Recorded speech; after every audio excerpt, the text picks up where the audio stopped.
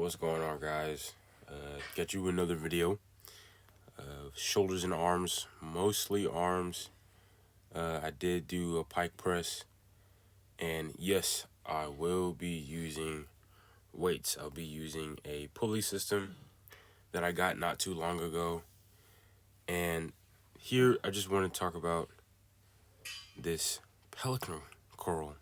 Now, if you guys don't have rings and you train at home, I don't understand why you don't have them. They're a great tool for hypertrophy, for strength training, for even just other skills in general. You can access so many exercises with them. And specifically, this pelican curl right here, in my opinion, is one of, if not the best, bicep exercises dealing with your own body weight, right? So, you have your curls, you have your chin ups, you have your supinated rows, but the pelican puts so much of a stretch on the bicep, and it's even similar to the incline curl since your arms and shoulders are in a similar position.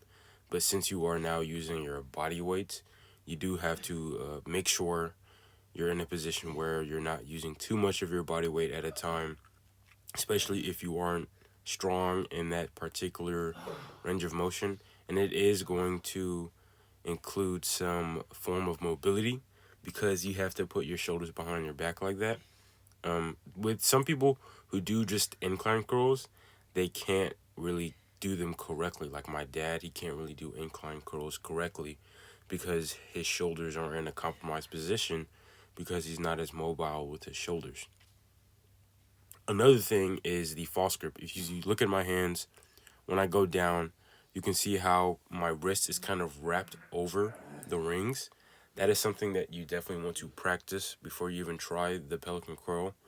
And honestly, the pelican curl is a pretty difficult and technically demanding movement. So it is going to require just a bit of skill to learn, and then also a bit of endurance when it comes to your forearm flexors when doing that movement, right? But in my opinion, I think it's still like just the best movement ever for your biceps.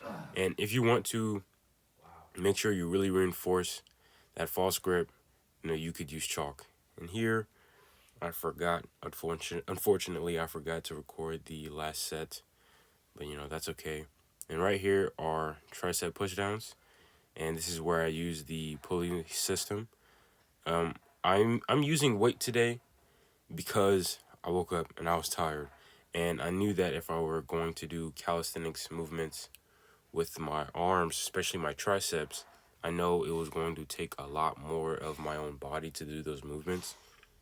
Because when I train my triceps with calisthenics, I still feel my shoulders, my chest. Of course, I'm going to feel my triceps. I feel my core because, maybe I'm in a plank position. And it's just going to take a lot more out of me rather than doing a movement with, isolation where I just feel my triceps. And here are ring curls. Another great movement for the biceps with the gymnastic rings.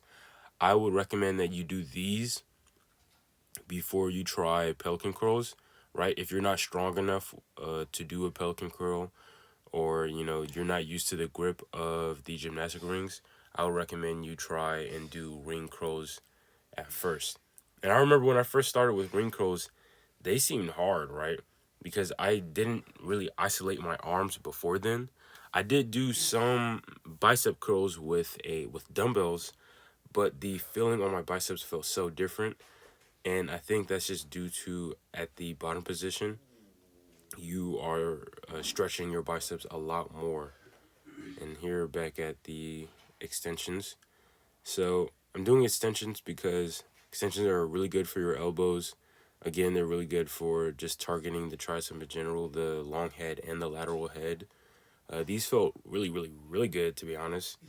They're a great movement in my opinion, and you should do them before trying to do any type of tricep extension. Tricep extensions are very, very tough on the elbows, and within calisthenics, there aren't many, movements that replicate this. You could say diamonds might replicate a tricep pushdown, but at the same time, there's nothing compared to it. And with this video, me making the points of using weights and whatnot, I'd say you should you should use weights if you're training calisthenics, right? You don't have to be a complete, purist. If you want to, you can. But if you are interested in trying to get the best out of your training possible, I would say use weights and use your body weight, right? And maybe even use your body weight with added weight.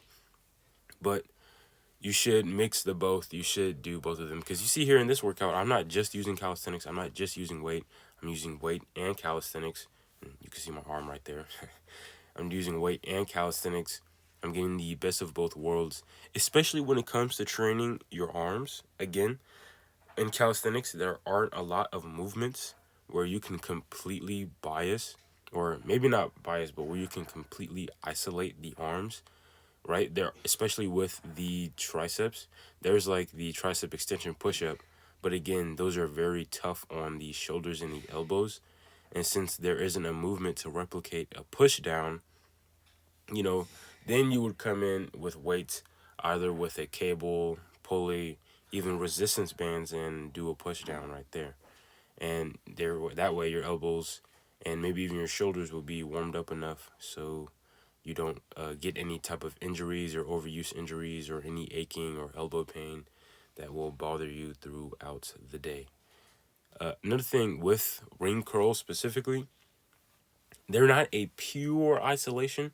Sure, of course, you're gonna feel your biceps, but there are your traps. Your traps are being used here, because in that body position, your traps are used to stabilize your body, and a bit of rear delts as well when you're pulling. So just keep note of that. If you want, again, if you want pure isolation, I said in a previous video, if you want pure isolation, then yes, it would make sense to use weights. Now I'm doing the overhead tricep extension. These feel pretty nice. I think soon I'm going to have to get a second rope in order to let my hands come out a lot wider so I can be in a lot more comfortable position with my shoulders and elbows. But other than that, these felt pretty good. Getting into that bottom position, since I don't have a machine or anything like that, I don't have anything to lean up against to keep myself in place. So instead, I kneel down on the ground and kind of almost like do a cable crunch with the weight down. It doesn't bother me because my core isn't that weak. I train my core pretty often. So I was able to get a pretty good pump, bro. Pretty good. I love training my arms. I love training my arms. And also, with training, right, with isolating movements, you should isolate, especially depending on your goals, right? If you want to build bigger arms, then it would make sense to try and do movements that will get those arms bigger rather than just doing, chin ups, chin ups, chin ups, chin ups all the time. You can do close grip chin ups and skew, bicep development, which is a good idea.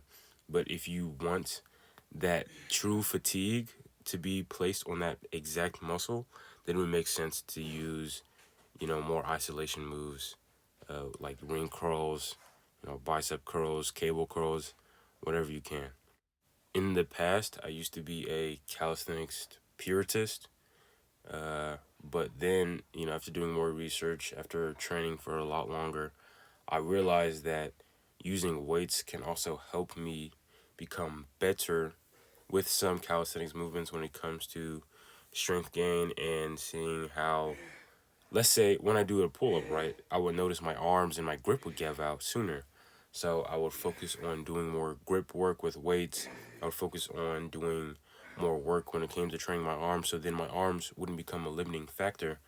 And that's very important to consider when you're a complete beginner, right? You might have muscle groups that are just inherently stronger than others, especially depending on how you lived your life. Maybe you had a job where you had to do a lot more work and it included more of your arms and less of your back. So now when you do pull-ups, your back is the limiting factor rather than your arms. Or maybe you had to use more of your back and now your arms can't even lift yourself up, but you can feel your back engaging. So it's very important to implement weights where you feel that you might need them. and where you feel they're going to be useful. And another thing with calisthenics is that doing calisthenics will also help with you doing weights, right? There's a lot of cases where people, only did calisthenics. They only did maybe weighted calisthenics. Then they went to weights. They went to go do deadlifts. They went to go do bench. And, they might have been able to bench 225 off rip, right? They might have been able to deadlift. I don't know what's like a strong deadlift number, maybe like 400 pounds, if that's a impressive one.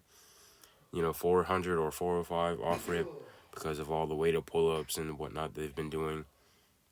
So it's very important to, use both, right? You get the best results. You can get great results from doing both. Some days, maybe you can only do calisthenics. Some days, maybe you can only do weighted.